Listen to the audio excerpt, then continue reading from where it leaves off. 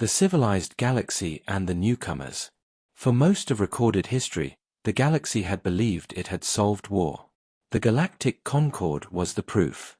A sprawling union of hundreds of species, bound not by shared biology or culture, but by something far more fragile, agreement. They had learned, through ages of devastation, that unrestrained conflict threatened everyone. Entire star systems had once gone dark because someone decided victory was worth extinction. The survivors had written those lessons into law. War, under the Concord, was no longer chaos. It was procedure. Declarations were filed centuries in advance. Targets were registered and approved. Civilian evacuation windows were calculated to the minute. Weapons that could crack planets or poison stars were locked away behind treaties thicker than any ancient religious text. Casualty limits were enforced by neutral observers. Surrender protocols were sacred. To the Concord, war was a regrettable but civilized mechanism, an extension of diplomacy, not its failure. Most species found comfort in this system.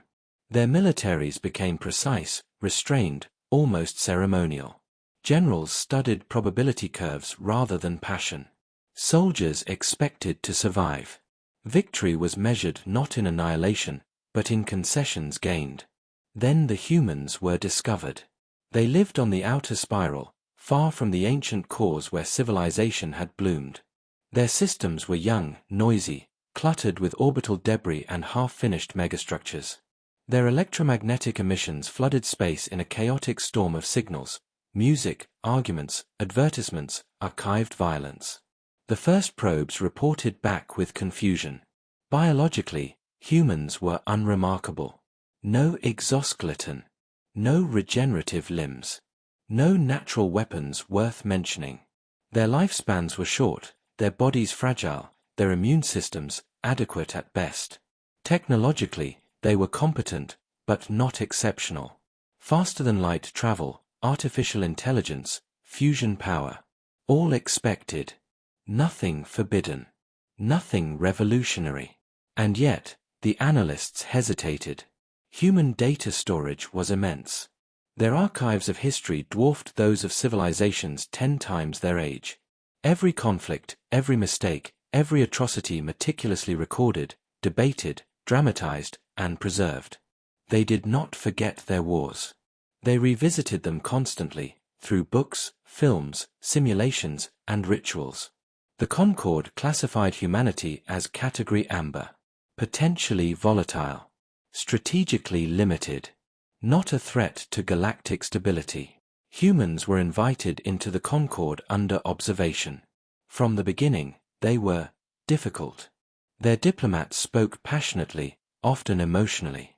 They argued semantics in legal texts others considered settled centuries ago. They pushed back against standard clauses concerning acceptable collateral loss and population-adjusted casualty ratios. They asked questions no one liked. What happens if someone ignores the rules? What if a species decides surrender is unacceptable? What if a war doesn't end when you say it should? The older species exchanged amused glances. Such scenarios were considered archaic, relics of a brutal past the Concord had evolved beyond. The humans were assured the system worked. It always had. Yet even as they signed the treaties, humans insisted on amendments. Redundancies. Escape clauses. Emergency provisions that assumed the worst possible behavior from every participant, including themselves. Privately, some Concord officials joked that humans were paranoid. Others quietly worried. Human culture was saturated with stories of extinction-level wars. Of civilizations choosing annihilation over submission. Of total war, a concept most species found deeply unsettling. Conflict without limits, without protected classes, without an expectation of survival. Why, analysts wondered, would a species so young dwell so obsessively on its darkest moments? The answer, though obvious in hindsight, went unspoken. Because humans remembered what it meant to lose control. The first real test came not from humanity, but from their neighbor. The Krell Dominion was ancient, powerful, and impeccably lawful. They had fought dozens of Concord-sanctioned wars and won most of them. Their military doctrine was elegant and precise. Their logistics flawless. Their respect for the rules absolute. To the Krell, the human frontier systems were inefficiently utilized. Rich in resources, poorly defended, and strategically irrelevant to the broader Concord. They submitted a declaration of limited war. The paperwork was flawless. The objectives were modest: territorial adjustment, resource rights, and a demonstration of dominance meant to deter future disputes. Civilian corridors were planned. Neutral observers assigned. Casualty projections well within acceptable limits. The Concord approved the request. Humans protested, but procedurally, there was nothing to contest. The Krell were following the rules. The humans, according to Concord law, were required to comply. And so the galaxy prepared to watch another clean, civilized conflict. Human fleets mobilized slowly. Their leaders debated publicly. Their populations argued across open networks. To alien observers, it looked like disorganization. Like denial. The Krell commanders were confident. Humans would learn. They always did. No one noticed the subtle change in human communications, how entertainment channels began replaying old war footage, how historical programs surged in popularity, how phrases like "never again" and "if it comes to this" began trending across their networks. No one understood the significance of human silence after the first battles were lost. Because to the Concord, war had begun the moment the declaration was filed. To humanity, it hadn't started yet. Not really. And when humans finally decided that it had, the galaxy would learn that it had never truly understood war at all. The war humans didn't fight. At first, the Krell Dominion executed war the way a master artisan shapes crystal, precisely, elegantly, without excess. Their declaration had been followed to the letter. Exactly 30 standard cycles after approval, the first Krell fleets crossed into human-controlled space. Advance notices were transmitted in every recognized diplomatic language. Target lists were shared openly with the Galactic Concord. Evacuation corridors were activated, their timing optimized to minimize inconvenience as much as loss of life. From the Krell perspective, this was not cruelty. It was professionalism. Human command stations acknowledged receipt. Civilian populations were moved. Orbital traffic was rerouted. No forbidden weapons were deployed. When Krell strike groups dismantled human defense platforms, they did so cleanly, disabling reactors, capturing command nodes, leaving wreckage drifting in silent, orderly patterns. The galaxy watched with mild interest. This was how wars were supposed to look. Human fleets attempted to resist. Their ships were numerous but inconsistent, their formations imperfect. They fought hard, but without the fluid coordination the Krell had refined over centuries. Engagement after engagement ended the same way: human losses, Krell advances, predictable outcomes. Concord analysts marked the data points. Human casualty tolerance appeared higher than expected. Where other species showed political instability after minimal losses, human leadership absorbed defeat with grim composure. Memorials were held. Names were read aloud. Then production numbers quietly increased. Still, the experts predicted collapse. No species could sustain this pace. Not without fracturing. The Krell believed the same. They advanced steadily, never rushing, never overextending. They seized shipyards, communication relays, and fuel depots, but always left evacuation windows open. They expected, at any moment, the formal surrender request. It never came. Instead, human behavior began to change. There was no grand announcement. No dramatic declaration. No visible shift in leadership. But across human space, something fundamental clicked into place. Emergency powers activated, not by decree, but by consensus. Corporate charters quietly amended themselves. Civilian megafactories retooled for military output without waiting for contracts. University research councils suspended peacetime projects and redirected entire departments toward materials science, logistics optimization, and battlefield medicine. Entertainment networks vanished. In their place came briefings, training guides, historical analyses, calm, relentless explanations of sacrifice. Alien observers were unsettled. There was no panic. No mass protest. Human society did not fracture, it aligned. The Concord tried to understand how this was possible. Most species required centralized authority to mobilize at such a scale. Humans did not. Their governments merely facilitated what the population had already decided. War was no longer something happening to them. It was something they were entering. The shift became unmistakable when the humans broadcast their message. It was short, unemotional, translated automatically across open channels. We are now at war. Krell commanders were confused. They had been at war for cycles. Concord diplomats exchanged uneasy glances. The phrasing implied something deeply troubling, that humans distinguished between being attacked and choosing to fight. And whatever came before did not count. Human tactics changed overnight. They stopped attempting to hold territory that could not be defended indefinitely. Instead, they struck supply lines, communication relays, maintenance hubs. They targeted infrastructure the Krell assumed untouchable, not because it was illegal, but because no civilized species would consider it worth the effort. Humans did. They launched raids with no expectation of survival, solely to gather data. Sensor logs, weapon telemetry, response timings. Even failed attacks returned something valuable. Losses mounted. And humans kept coming. They retreated constantly, only to return weeks later with improved shielding, refined countermeasures, and tactics clearly designed to exploit the exact mistakes that had killed them before. Krell commanders began to notice a pattern that defied their models. Human units behaved as though defeat were temporary by default.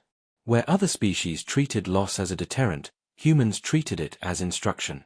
Captured human soldiers were interrogated.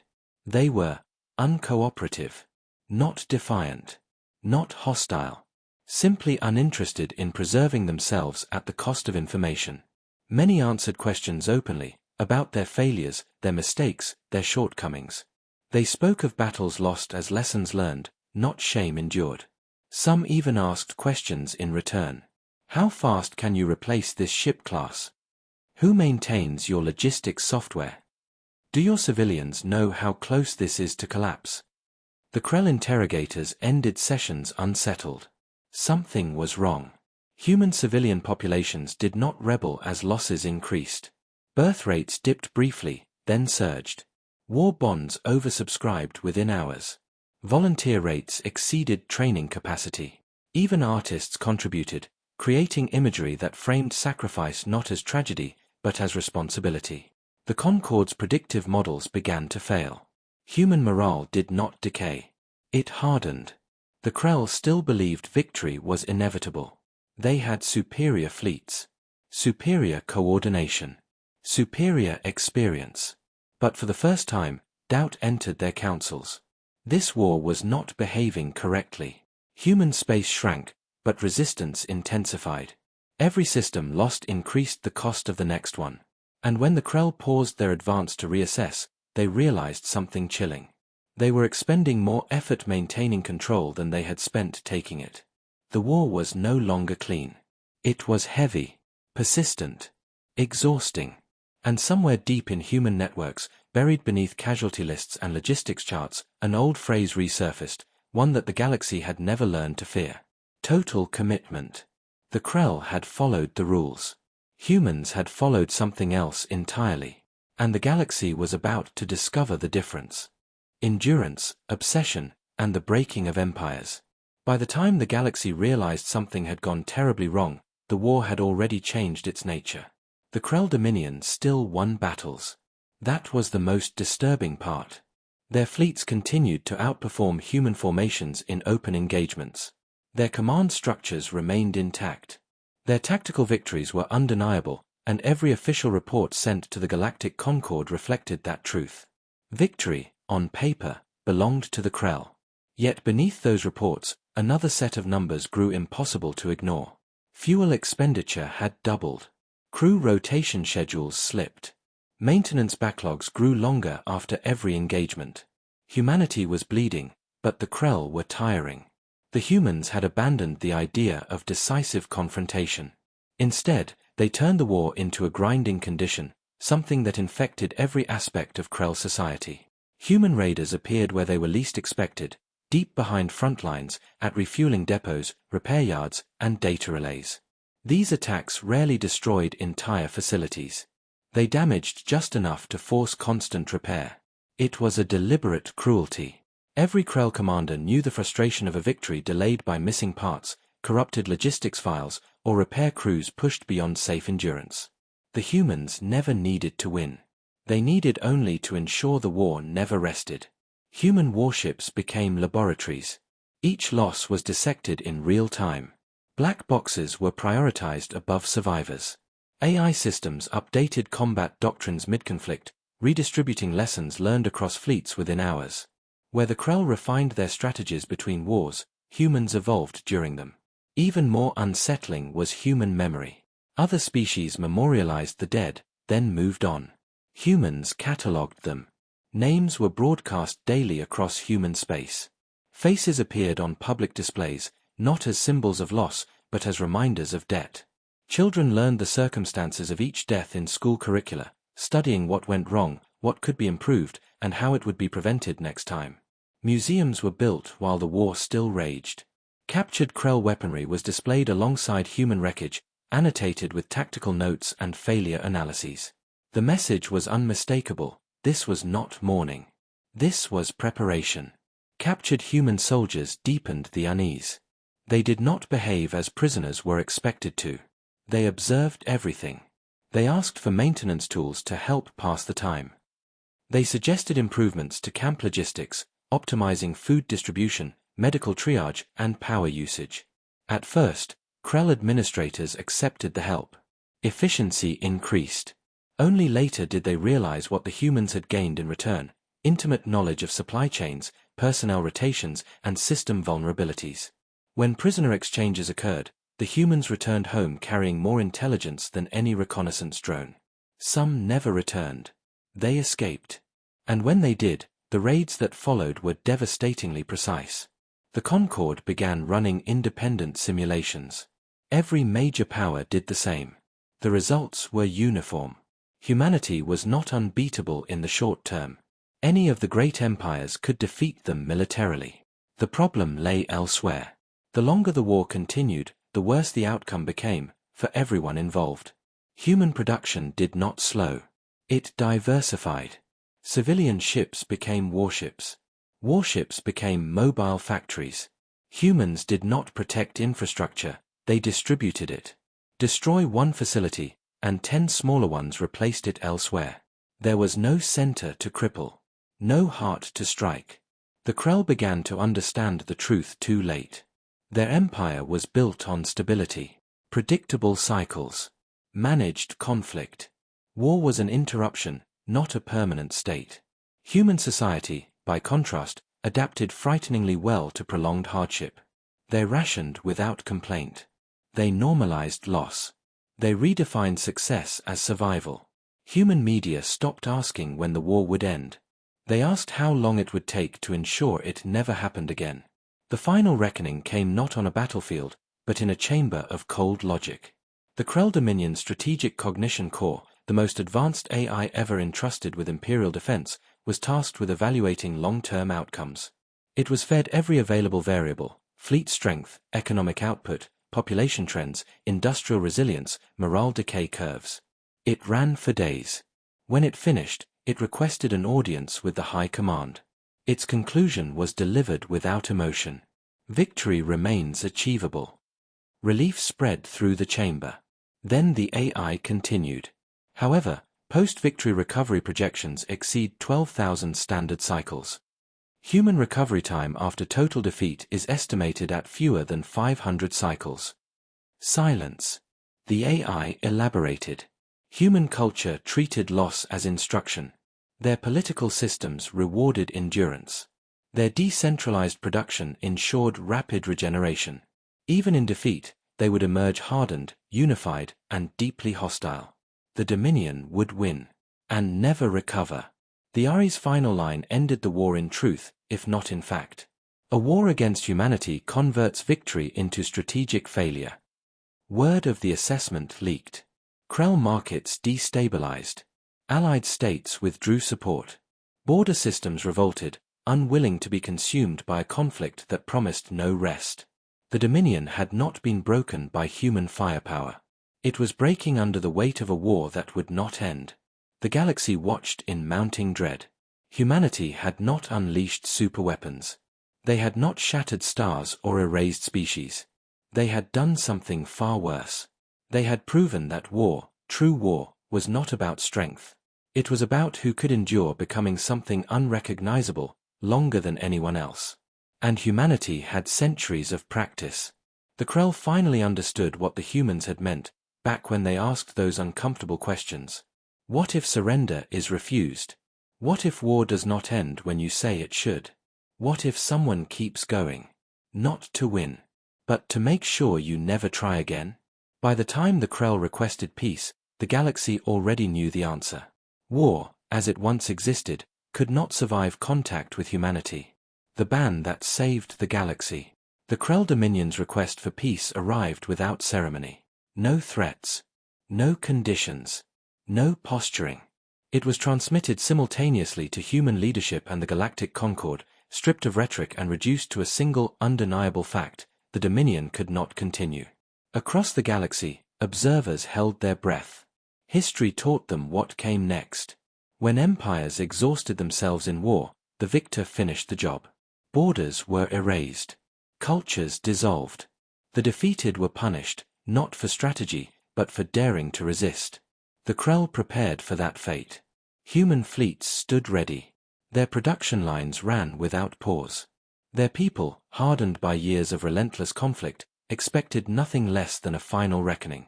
What they chose instead shocked everyone. Human representatives accepted the request within hours. There was no demand for unconditional surrender. No occupation of Krell core worlds. No dismantling of their government or forced cultural reform. The proposed terms were almost offensively restrained. Restoration of pre-war borders. Reparations scaled to recovery, not punishment. Mutual release of prisoners. And one final clause. It was not written in legal jargon. It was not open to interpretation. The Krell Dominion will never again initiate interstellar war. The Krell delegates read it in silence. They had prepared for extinction. They were being offered mercy. Confusion turned to fear. Because mercy from a species capable of such endurance felt less like kindness and more like warning. The Concord demanded an explanation. Human leadership obliged. They opened their archives. Every battle, every loss, every economic projection, every morale curve and industrial stress model. They shared simulations that extended centuries into the future, exploring what would happen if war against humanity resumed, by anyone.